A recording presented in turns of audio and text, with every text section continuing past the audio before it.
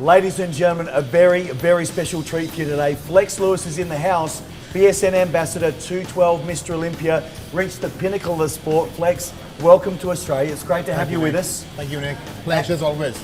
And to give us your time here, we really appreciate it.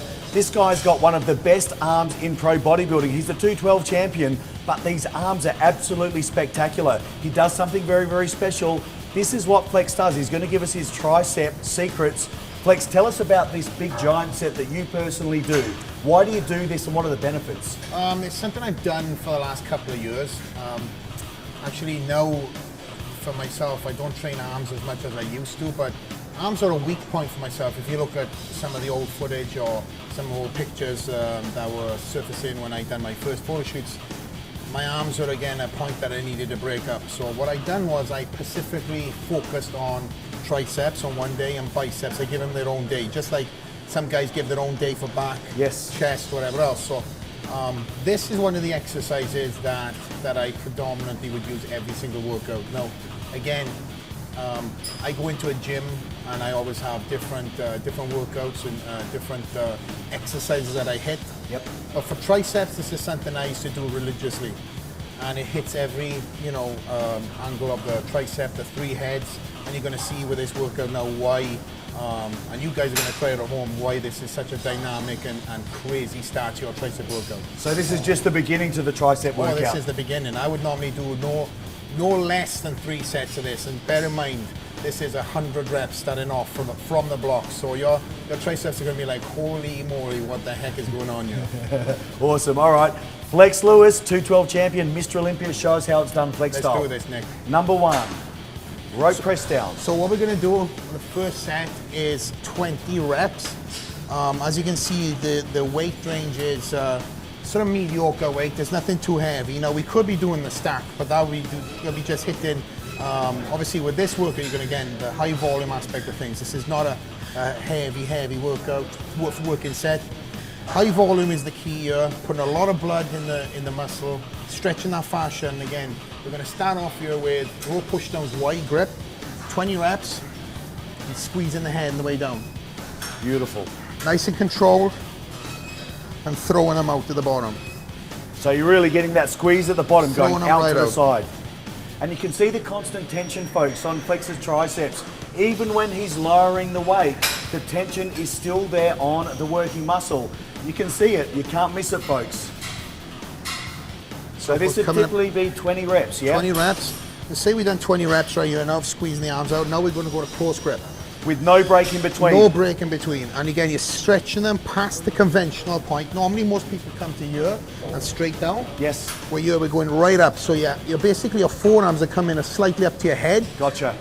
You can sometimes people like to squat down. I try and keep up and counterbalance myself. Okay. But So again, still the hips are back. Look at yes. the angle of the upper body, folks. This is something that's very different from the variation of the first one, right, Flex? Yeah, so again, it looks like you're actually doing a rope push down, behind the head. Yep. But again, you're using the leverage and throwing your triceps down. A lot of people will try and swing this down like this. Yep. It's a real tight formatted push down. So again, if you look, it's only the triceps that are working. You're not trying to throw the weight down like this. Yep. It's very tight in the pocket.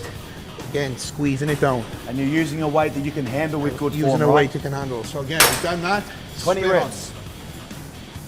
Right over here to this bar. So again, we're working within the cable crossovers. This is a close grip push down with an easy bar. Why I use the easy bar is because it runs in the hands. So you could use a straight fixed bar. Yep. But again, what you find is when you're pushing down, you need that extra leverage. Right. As I'm going to show you now. So again, I'm throwing, my thumbs are out. This is something or you could use what's called a suicide grip. I throw my thumbs out like this. This is something I've always done though. And I'm throwing them right through. So I'm using my wrists to push through. Again, if it was a straight bar, you can get that squeeze, but with the easy bar and the turn, look, I'm getting just that extra squeeze. Yep. Extra, and it's safer for the wrists as well, right? Yes, it is. And look at the angle of the upper body, folks. Flex's hips are back a little bit. See, the angle of his upper arm is out from his body slightly.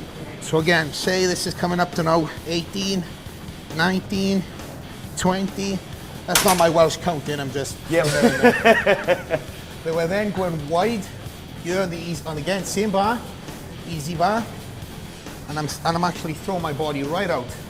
Again, it's like I'm sitting in a chair, or going to sit in a chair, should I say. Gotcha. Yep. Throwing my hips out, and I'm again stretching behind the head and throwing them straight forward. The bar, throwing it forward.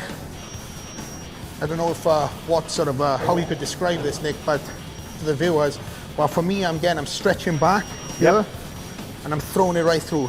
And you're keeping tension because the arms are where they're at in front of the body. There's a lot of tension on the tricep at the bottom part of the movement, right? Definitely. It's a real constant tension. Different angles, folks, different grips. This is, you look at the development, and this is why Flex is using so much variety just in the first group of exercises. So again, another 20 reps. We've done 20 reps. So total now we've done 4 exercises and finishing off on this. So you can either do, when it gets to this part here, you can either drop the weight slightly, maybe a plate. It all depends. Now, bear in mind, you've got a lot of blood in the muscle, a lot of fatigue, but you still have to keep that tension in. So sometimes you can keep it the same, maybe drop a plate, but you don't need to go heavier. So again, folks, using a weight where you can use great exercise technique. Watch the form here, guys. Yeah, and stretching as far as you come back. Without being pulled back, you're in a groove where your body is being thrown forward, but you've got that counterbalance. Yep.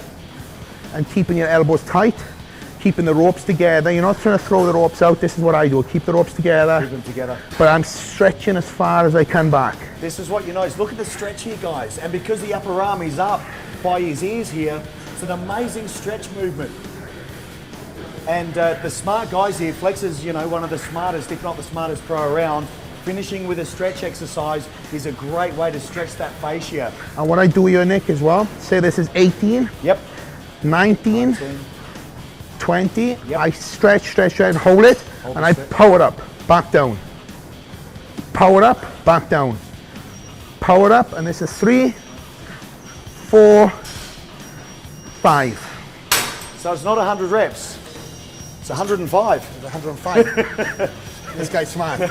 Maybe you're the most intelligent bodybuilder. We've done 105 reps with the addition of a power 5 at the very end. Now that power 5 at the end is phenomenal because you're basically now totally fatigued. You've done what you can do, but when you're sitting in that pocket and you're allowing your body to stretch on the last 5, yep, you're powering out. Now you won't be able to maximize that full stretch, but as long as you're keeping consistent tension in them arms, it's like you're powering up. And again, it's a safe power factor because you're not going to do anything but up. It's not like as long as you're not overstretching yourself, yep, that is where the injury is going to occur.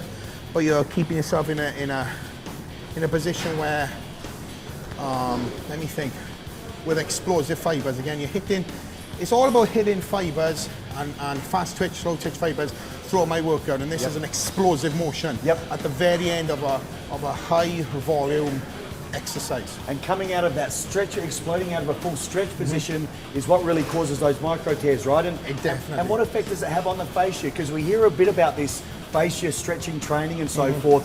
That's why you pick the stretch exercise to finish, right? If this final exercise here with a big stretch, you're stretching the fascia, which we hear you talk about so much previously. Explain to the good people at home, what is the fascia and what is the benefit of stretching it in this type of format? What are you trying to do? Well, the fascia is something that surrounds the muscle, and your muscle ability to grow, Nick, only basically as it can grow within the exception of the fascia that surrounds it. So if you've got a very tight fascia, then your muscle's only going to grow to a certain extent. So what a lot of guys don't do, or have the lack of knowledge on the subject of not stretching that fascia, and they will train that muscle to the max. They'll kill it, but then they don't stretch.